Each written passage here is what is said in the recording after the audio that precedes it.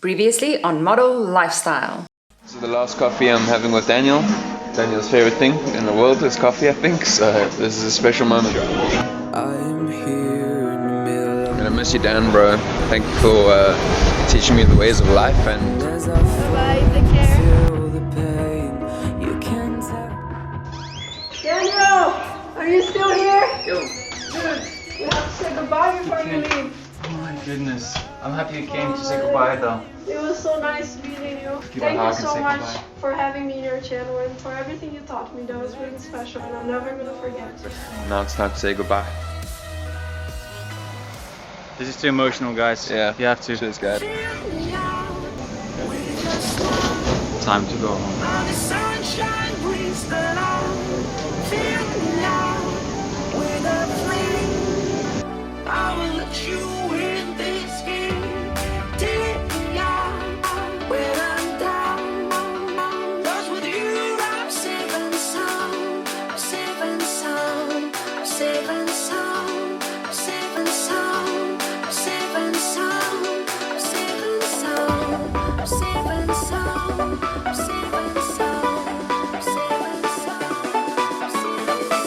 Good morning. Good morning. Good morning, Daniel. Hi. Do you want some coffee? Thanks. Already have mine. I have some. Guys, hello.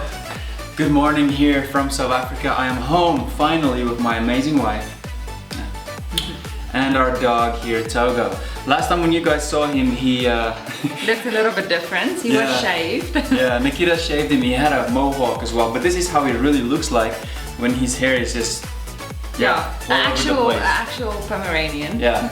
I thought it's a good time to ask Nikita to talk to you guys because some of you asked, Daniel, how does your wife feel if you do international modeling? How does it feel being married? The distance and then also jealousy and those kind of stuff. So we've been married, in case you did not know, for Almost 9 years. Yes. Yeah. And I've been doing modeling for over 12. So let me say, how do you feel being married to an international model? That's the question most of them have. I'm gonna make some tea in the meantime. Okay, well, first off, we've known each other since 2007, so it's been quite a while. And in the beginning, when we started dating, I also did a little bit of modeling myself. So, to be honest, yeah, because I was also part of the industry, I think I was able to understand the situations and some of the scenarios better. But let's be real. In the beginning, it was difficult. It was difficult being away from Daniel for 3 months at a time. Still is. Yeah, it is. It's not easy. Yeah. We do have our fair share of obstacles that we need to work through, the everyday life and things happening that we need to sort out and get through. And in the beginning, I'm gonna be honest, I was a bit jealous because you don't know that person that well. I mean, you only started dating now, so you haven't really gotten the chance to see how that person is and reacts in certain situations, how they socialize and deal with other people. But I think the most important aspect, not just in our relationship, but in any relationship, is that you need to have that respect, you need to have that trust. Trust is very important. Yeah, and you need to have that honesty to be honest about who you are really and show that other person. Yeah, so trust is earned. That's what a lot of people forget. So when we met, we didn't know each other that well, so we got to know each other, and over time I earned my trust. Nikita earned her trust. And I have to say, with Daniel talking about that, he's never given me a reason to ever doubt him or to be jealous of him. So that was mainly because of, I think, my own few, little insecurities that I had in the beginning. That's the reason why I was a bit jealous. This might sound a bit offensive to some of the viewers, but when you are jealous, it's something that I noticed, and because of personal experience, sometimes it's not about that other person or what they are doing. So, I see you done with your tea. Yes. Let's go have a seat. Yeah, let's go sit down comfortably and talk about this. Okay. Togo is a very loving dog. He, oh man, he's very special to us. I miss him a lot when I travel. Yeah. But okay, let's continue. Okay, so I think the biggest thing about being married to a male model is missing one another and trying to cope with everyday life and responsibilities and stuff sometimes alone, because that is super hard. Especially currently I'm studying for my degree in interaction design, so it's going very hectic being 29 years old and being a full-time student, and then not having my husband with me to help me with some of the house chores or going shopping or things like that. And then of course missing each other. We've got a very, very, very good relationship. We've got a very good marriage. Yes. And I think that is the most difficult, is not having my best friend with me every day, coming home, just being with each other, you know, sharing the thoughts on what happened for the day and stuff like that. Yeah. Oh. So how is it for you traveling and being away from home? See, the thing is about the traveling, it's fun, like I've said in some other videos, because you have this amazing experience of meeting different people, different cultures, and you make new friends. And but you know the saying that there's no place like home, and that's true. And for me, home is where Nikita is, so it doesn't matter where we are, as long as we're together, that feels like home. And so Nikita is here, she's still here with her family, and she's got her friends here. She travels with me as well, but for shorter periods of time. But for me, I am abroad 2 to 3 months at a time, which is a long time. And then I miss my family. I miss Nikita, I miss the dog, I miss South Africa, the food, all those kind of stuff. You do miss it, so it is not easy.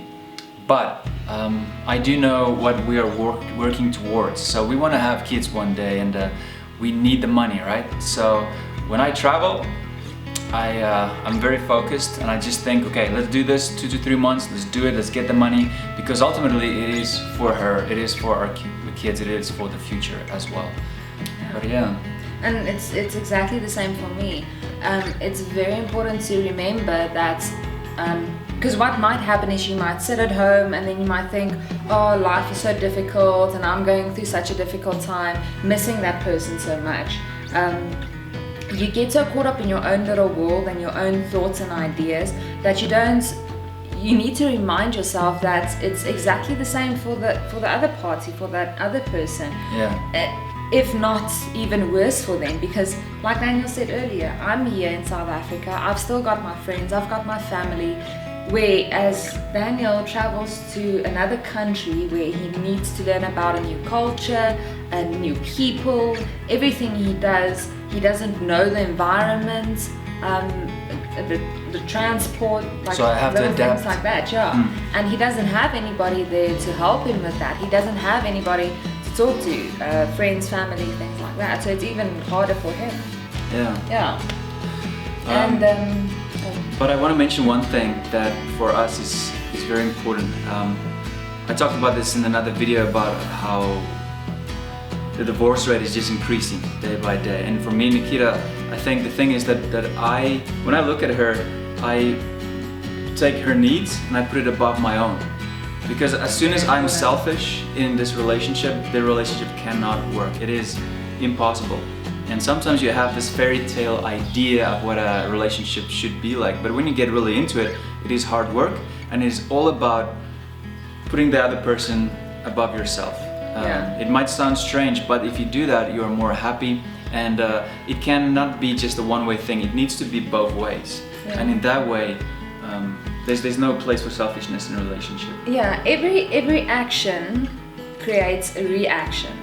So if you think about that other person's needs and put them before yourself, it automatically makes that person feel loved and feel wanted.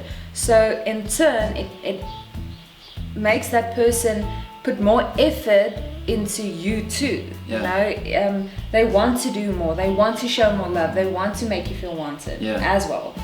And by saying this, we don't mean like being a pushover, like just let the other person do whatever they want because you want to put their needs above your own. No, we mean that you discuss everything. Communication is so important. So whenever I need Nikita, we need to make decisions, we discuss it.